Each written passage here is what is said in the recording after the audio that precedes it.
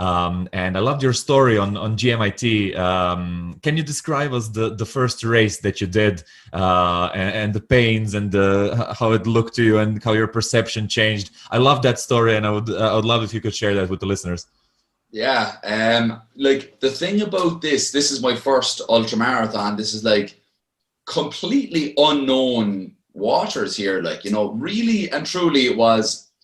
Do you remember when you first started to learn to swim, and you're first making that leap from being in the shallow end where your tippy toes are able to touch off the bottom to, right, we're jumping in the deep end here. Yeah. You know, this was like, I'm going to skip the paddling pool completely and I'm going to go straight into the deep end of this. And so when we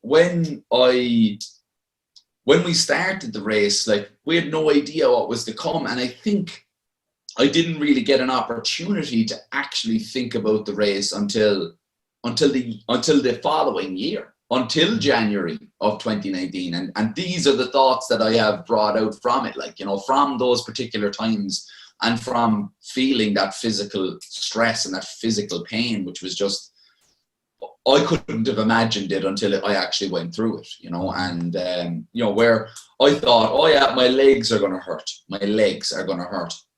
Everything was going to hurt. Every single inch of me was going to hurt. And I mentioned on the GMIT talk, one of the crowning moments was when I got to mile 55. And I had done 26 miles up until this point. So 26 and 26 is 52.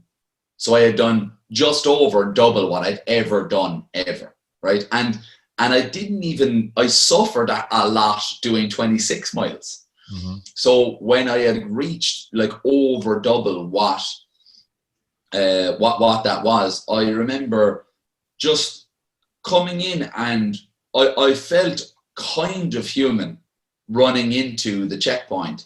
As soon as I stopped, I knew that I had taken my last step, like running, like proper running. I knew that. I knew there's no way that I'm going to run again, like proper run again. You know, it was, I'm going to be walking or hobbling for the rest of this race.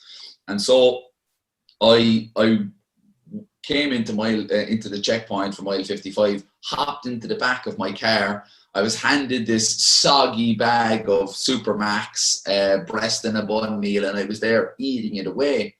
And everybody had left me behind. My glasses, I was wearing my glasses thing, were all fogged up. All of the windows were fogged up because this hot food was inside in the car. And there was nobody else in the car with me. I couldn't even see what was going on outside. And I was just, you know, eating a few chips and taking a bite of this burger. And I asked myself, like, you know, do you want this to be it? Do you want 55 miles to be it, or do you want to do 100 miles? You know, and I didn't realize it even at the time, but like that conscious decision to say, we are doing 100 miles. We did not sign up for 55 miles. If we wanted to do a 55-mile race, we'd have found one somewhere else, but we did, you know, we want to do 100 miles. That's what we set out to do. So we have to start, you know, we can't sit in this fucking car all day. So took one more bite of this burger, lobbed it into the bag, threw it into the front of the car, and just got out and started walking, like, you know, started to get my body moving again, started to warm it up again. And it really started to take hold. About 10 or 12 or 15 miles later even, I really started to really feel it, not only in my legs, which were really sore at that point, but my back, my spine was absolutely crippling. It was like someone was just catching both ends of my spine and just squeezing them together and just making me like curl backwards upon myself. And I got into the next checkpoint, mile 82, and that's Roundstone.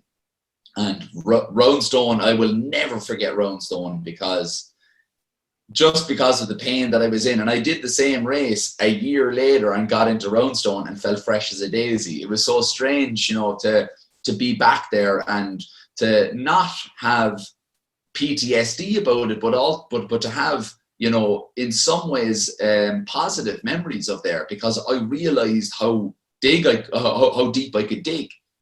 And I hobbled into Roanstone.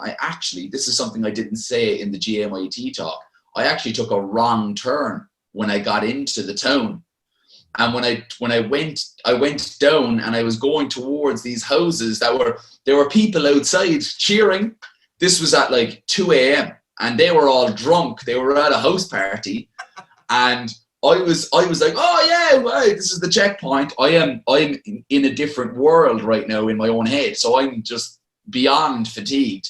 And they're like, no, we're not the place you're meant to go. And I'm like, where am I meant to go? You're meant to go back and go up the hill. So I had to double back on myself and go up this big hill. And by the time I went up that hill, man, I was in pieces. And my car was there. My crew car was already up there. And I remember just lying down on the concrete. Like I just got down, lay down, and my friend actually got a towel and laid it out and like picked me up, put me onto the towel, and reversed the car to where I was so that I could put my feet up on the boot. So the open boot, I had my feet up so that my blood could get out of my legs, because my legs were so swollen. Another thing that I didn't say in GMIT was I was walking with my hands down by my side for so many hours that my hands were huge. My hands were like filled with blood, and like I something that I didn't really think about at all. So at times I was walking like this so that they could so that the blood could run out and down my arms, because they were really, really sore in and around my fingernails, everything. It felt like my fingernails were going to pop off, and it was just these weird things that I never expected to experience, and I was getting back spasms every 10 minutes. Mm-hmm. So I was lying down on the concrete. How tall are you? I'm 6'2". Yeah, that's pretty tall. So yeah. And so I got pulled up off the ground and into the car because it started to rain heavily. And it was 4:27 actually in the morning. So it was really, really late now in the morning. And I opened up the door and I said to my buddy, it's 4:27. Wake me up at 4 o'clock. Or 4:30. Wake me up at 4:30. So give me 3 minutes. So I closed the door and I closed my eyes. And then the next thing, rapping on the window, had to pull me out of the car. And I think it took me about 25 minutes to go about 500 meters because I couldn't move properly. My body had to really wake up yet again, way past its limit, I think. Yeah. Well, obviously not, because I could move, I could go forward. So I wasn't getting to the limit. But I started walking. Mile 87, got to mile 87, and this huge hill was presented in front of me. Just before that, I had to duck into a restaurant and get down into child's pose because my back was spasming so badly. People were stepping on my fingers. I couldn't care. I was just in so much pain. I had to relieve it. And I got up out of there and it's like, all right, look, 15 miles, we can do it. Boom. And I remember walking up that hill and going up that hill with my friend who was crewing me. And I started to fall backwards, going up this hill because I actually couldn't physically put myself forward. Yeah. And he put his hand on my back and kind of tried to push me forward. And I said, no, you can't. Nobody else. And this is things like nobody else is going to be doing this. Nobody else is going to be getting shoved up hills and all this kind of stuff. And I'm not going to be there, holding a finisher's medal with the rest of these people if you've helped me do it.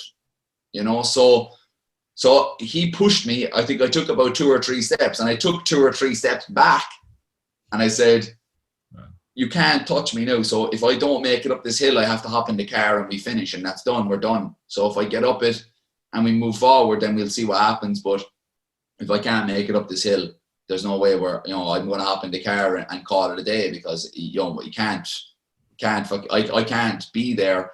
All these people have run these 100 miles. I'm not going to be, standing next to them and saying, oh yeah, I did it all by myself when you shoved me up this hill. So I got up this hill, brought it home and finished the 100 miles. And I realized that in that time when I was in that car at mile 55 and I made that decision to run 100 miles, there's nobody looking at me. There's nobody, you know, there, you know, thinking, you know, what's he going to do or whatever. There was nobody around. It was just me in this, you know, fogged up car.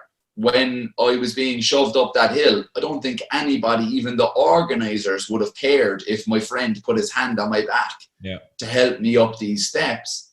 But it didn't matter to me, really, in that way. And I realized that in that moment, in that race, it had unlocked something that was really within me. That was a core value of mine. And the core value of mine is, when nobody else is expecting anything from you, expect everything from yourself.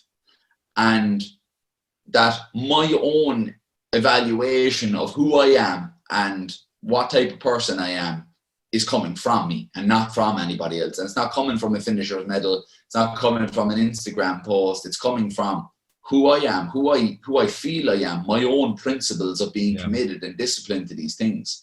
And I had forgotten that, you know, I had forgotten that. And I think at that time, I don't think I was in the place to see that. I was only in the place to see I wanted to finish the race. Hey, thanks for watching this video. If you want to see the full version, go to the Uncle Gold Podcast YouTube channel or watch the next clip.